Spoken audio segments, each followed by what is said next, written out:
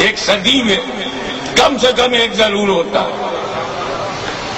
اور رہتا ہے اکیلا اور لگا رہتا ہے میلہ.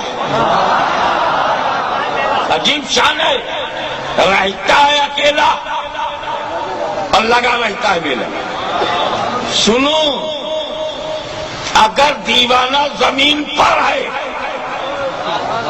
دیوانہ زمین پر ہے تو روزانہ میلہ، اور زمین میں ہے تو سالانہ میلہ. نہ یہاں اکیلا نہ وہاں اکیلا.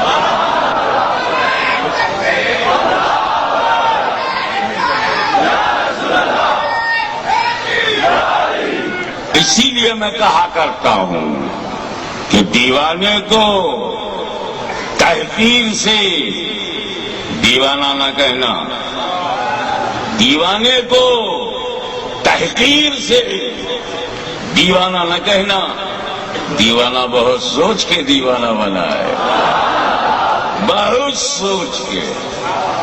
عقل مندوں کا بدلتا ہوا رنگ، ہوشیاروں کی تبدیلیاں دیکھ کر، یا اللہ ابھی یہاں تھے، کل وہاں ہے، پرسوں وہاں. ہم تو ایک کپ نہیں بن پائی، یہ پورا لوٹا ہو گیا. ہم ایک کپ پوختی نہیں بن سکے، بس نے سوچا یہ یار میدانی چھوڑ دو. دیوانہ بہت سوچ کے دیوانہ بنا ہے. اب یہ عاشقوں اور دیوانوں کی مجلس میں آج میں ایک پول کھولنا چاہتا ہوں، اور وہ بھی ایک ایسی مقدس ترین کتاب کا راز کھول رہا ہوں کہ آپ کو کوئی دھوس میں نہ لے پائے. ڈرا کر کے نہ منوائے، سمجھائے نہ ڈرائے. اور وہ یہ بات ہے کہ قرآن پاک میں 3 طرح کی آیتیں ہیں، 3 طرح کی. ایک تو ایسی ہے کہ ہم ٹرانسلیشن ہی نہیں کر سکتے. اور جب قرآن کی اس آیت کا تم ترجمہ نہیں کر سکتے تو عقیدہ کیسے بناؤ گے؟ تو قرآن میں کچھ آیتیں ایسی ہیں جن سے عقیدہ ہم بناتے ہی نہیں، اور جن سے نہیں بناتے وہ بھی قرآن میں ہے. یہ لوگ دھوسیاں لیتے ہیں نا، قرآن میں ماننا پڑے گا، قرآن میں تیرے باپ کو ماننا پڑے گا، قرآن میں ڈرا دیتے ہیں. ہمیں تو پہلے قرآن ہی کو نہ سمجھ لو. انہیں ہم حروف مقطعات کہتے ہیں، جیسے الف، لام، میم. اس کا ترجمہ میں نہیں جانتا، اس کا ترجمہ مترجم نہیں جانتے، اس کا ترجمہ محدث اعظم نے نہیں کیا، اس کا ترجمہ پیر کرم شاہ صاحب نے نہیں کیا، اس کا ترجمہ اعلیٰ حضرت عظیم البرکت امام عشق و محبت مجدد دین و ملت انہوں نے بھی نہیں کیا، اس کا ترجمہ میرے والد گرامی نے بھی نہیں کیا، اس کا ترجمہ غزالی دولہ راضی وقت نے بھی نہیں کیا، اس کا ترجمہ مفتی عبدالعزیز احمد بدایونی نے بھی نہیں کیا، اس کا ترجمہ کسی عالم نے نہیں کیا، کیونکہ اس کا ترجمہ نہ عالم دین کو پتہ نہ محدثین کو.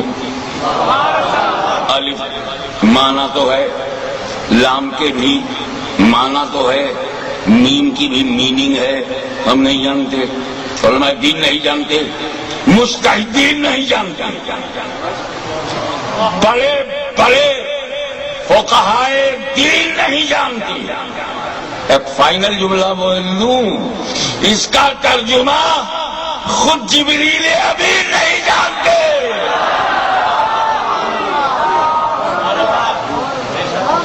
اچھا کیا سچویشن رہی ہوگی جب جبریل لے کے چلے ہوں گے الف لام میم ذالک الکتاب لا ریب فیہ، تو ذالکہ سے تو جبریل کی سمجھ میں آ رہا ہے ذالک الکتاب کے بعد، مگر یہ نہیں سمجھ رہے کہ الف کیا ہے، لام کیا ہے. یہ بھی نہیں کہوں گا کہ چپ رہی ہے، دیکھتا ہوں کس کی بولتی بند ہوتی ہے. بس فاصلے پر رکھو بھائی.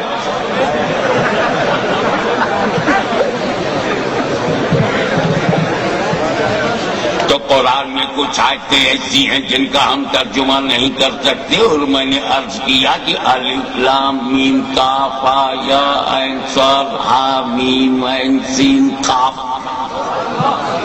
کرو ترجمہ تو جانے۔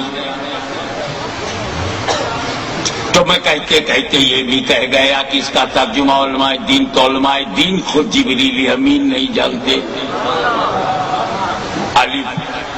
یہی وجہ ہے کہ جب جبریل علیہ السلام بارگاہ رسالت میں لے کے آئے الف، حضور نے کہا میں سمجھ گیا۔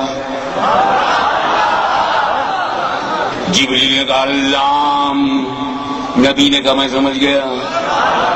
پھر جبریل نے کہا میم، سرکار بولے میں سمجھ گیا۔ اور جب جبریل نے کہا ذالک الکتاب لا ریب فیہ، تب نبی نے نہیں کہا میں سمجھ گیا، تب نہیں کہا۔ سمجھو کہاں سے جبریل جانتے ہیں، وہاں نبی نے نہیں کہا میں سمجھ گیا۔ جہاں جبریل کو پتہ نہیں تھا وہاں نبی مطمئن کر رہے میں سمجھ گیا۔ تو الف کے معنی ہے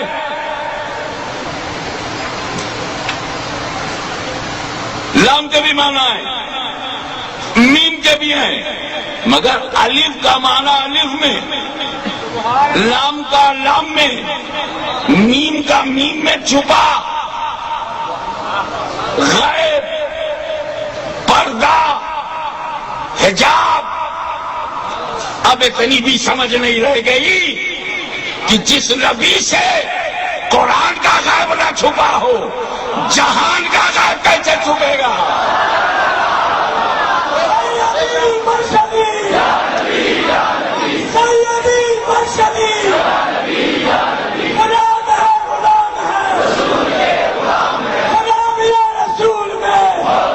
ایک بات بہت ضروری تھا، بہت ضروری تھا کہ قرآن میں کچھ ایسی آیتیں ہوں کہ بڑے سے بڑا مولوی ترجمہ نہ کر سکے اور خود وہ جبریل امین کو بھی پتہ نہ ہو کہ کیا مطلب ہے۔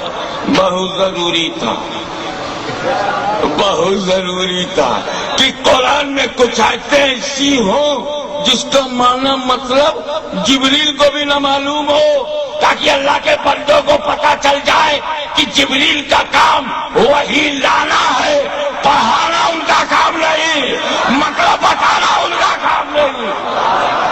جبریل مبلغ ہے، جبریل امین مبلغ ہے، معلم نہیں، معلم نہیں۔ تو جب میرے نبی نے فرشتوں کے سردار سے نہیں پڑھا تو سہارنپور کے بیکار سے پڑھائے گئے۔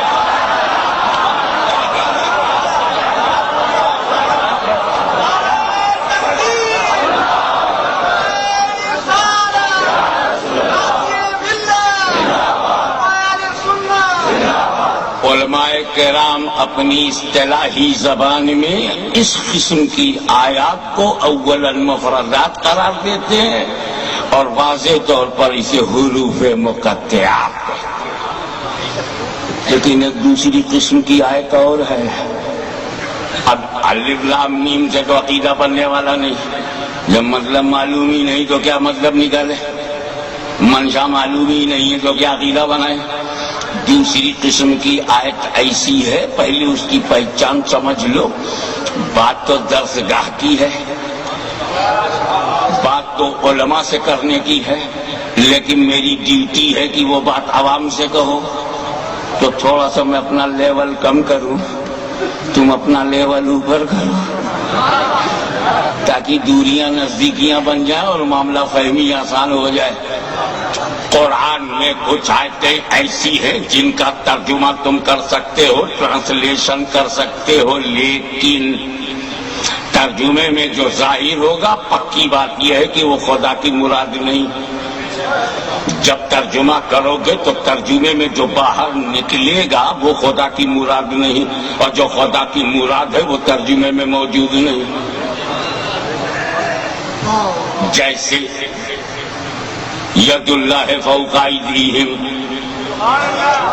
ید اللہ کا جو چاہے ترجمہ کرے، آسان ہے، اللہ کا ہاتھ، ید مانے ہاتھ، بہت سیدھا سا، ہینڈ آف اللہ،